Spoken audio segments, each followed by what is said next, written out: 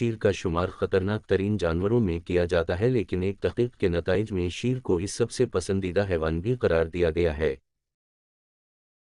اس طاقتور جانور کی کچھ خصوصیات ایسی بھی ہیں جن سے لوگوں کی ایک بڑی اکثریت ناواقف ہے۔